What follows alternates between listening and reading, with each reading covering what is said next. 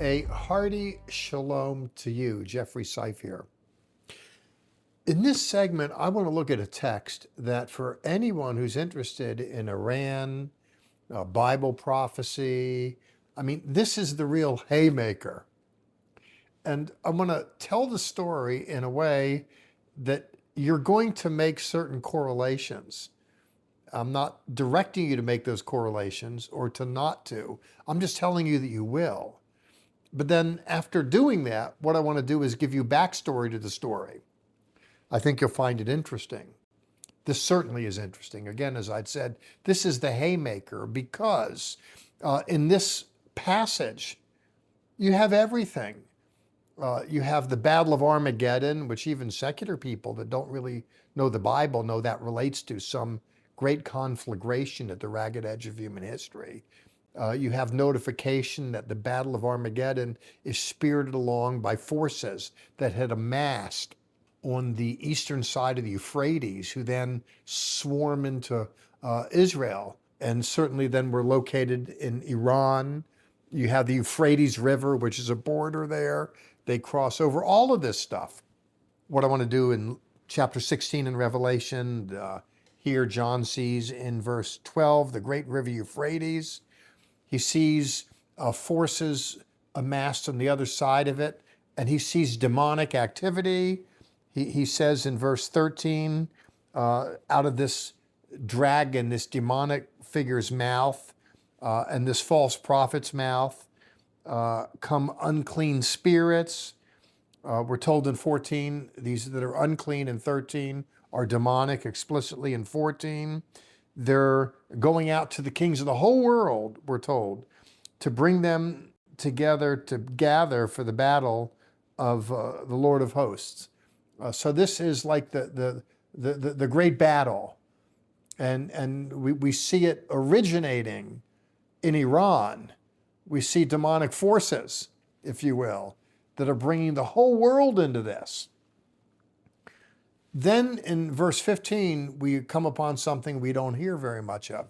Jesus is on record saying, I am coming soon like a thief in the night.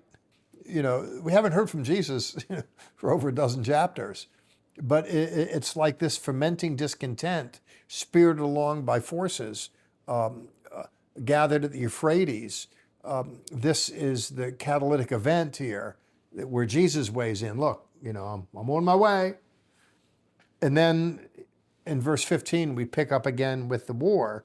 These spirits, now these nefarious spirits were noted previously. We're told these spirits gathered them to the place called in Hebrew Armageddon, where we get the word Armageddon.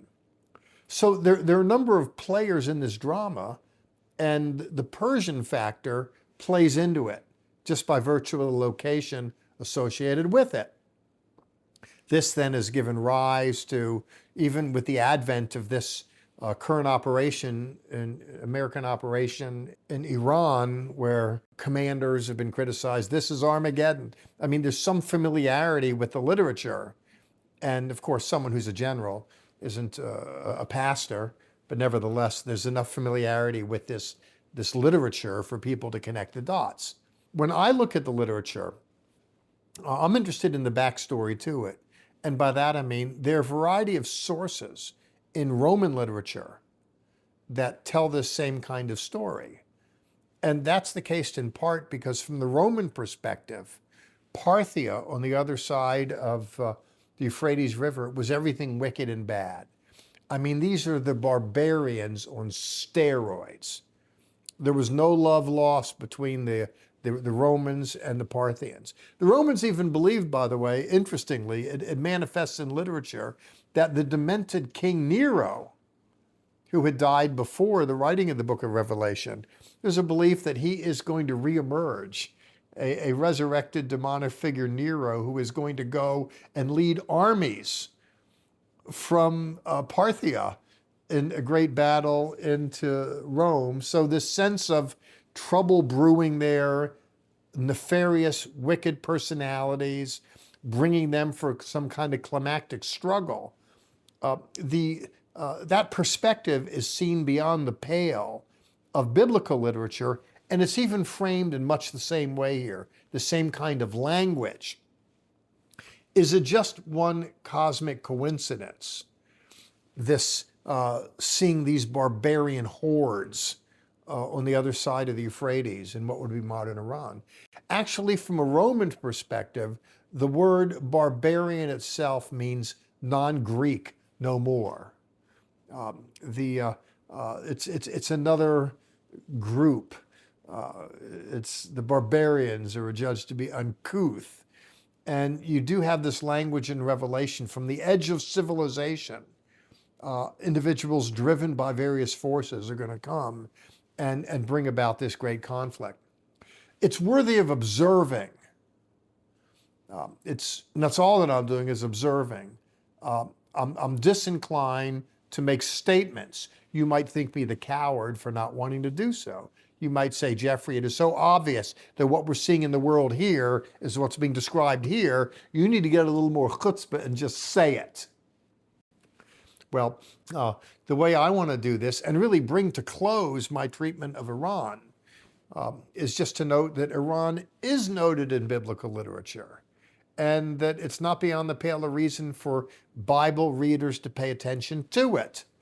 It's noted in the literature, it's associated in the literature with conflict, and we see that God has a purpose and God has a plan. And in the program just before this, I kind of intuited a little bit in the literature that God's grace extends even over to Parthi as well. We want to love people there. Well, listen, thank you for going with me on the journey. I hope you see something in biblical literature. That thing I wanted you to see was Persia. And as we surveyed the literature, if you, in your own heart and mind, kind of made leaps into, hey, what's described here is happening here, I don't want to dissuade any of that activity.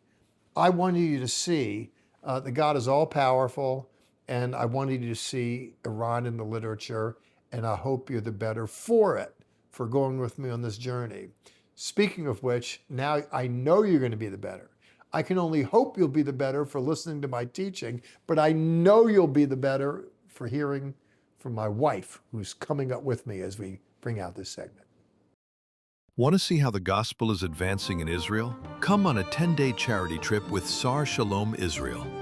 While we see many of the biblical sites, we are there to care and share as we visit the sick, the injured, mothers of newborn babies, the elderly, and Holocaust survivors.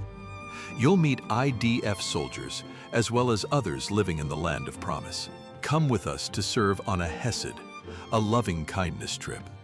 Contact Barri for more information. Jeffrey Seif here with my lovely wife, Barri. I'm pleased to introduce you to my lovely, elegant, formal dining room, where before Barri came into my world, I entertained guests, people that were important, on a table that is regal. I mean, Donald Trump, if he saw it, would put it in Mar-a-Lago. Never mind the wallpaper, the art. It was beautiful. But now it's more beautiful. It's not only, my home's not only more beautiful because this woman graces it, it's more beautiful because of the love. Now, granted, she turned my home into a warehouse. Okay, look, Baruch Hashem, I'm glad to be of service. But the thing that I really love most about my wife is she loves me so much, she's creating a doll that kind of goes after my hair. It's a whole new thing. I hope you love it. Listen, jokes aside, the children do love it. And the purpose of a believer, you know, we live in a darkened world. The task is to shed a little light in it. And truth be known, sometimes just a little imaged, little stuffed animal, you know, it has a way of telegraphing a kind of beauty and something genteel. And sometimes that's all that people need, just a little something. You ever heard the expression? It's an advertising slogan, just add water. I mention that because there's so much beauty here with little gifts. When you just add people that give to other people, it telegraphs something beautiful and helps people go from, you ready for this? From here, which is sad, to here, which is glad. And you know, that's really what we want to do, is shed a little light in this otherwise darkened world. People are gracious to send finances to help Sar Shalom Israel. God only knows we need it. People are gracious enough to send handmade gifts.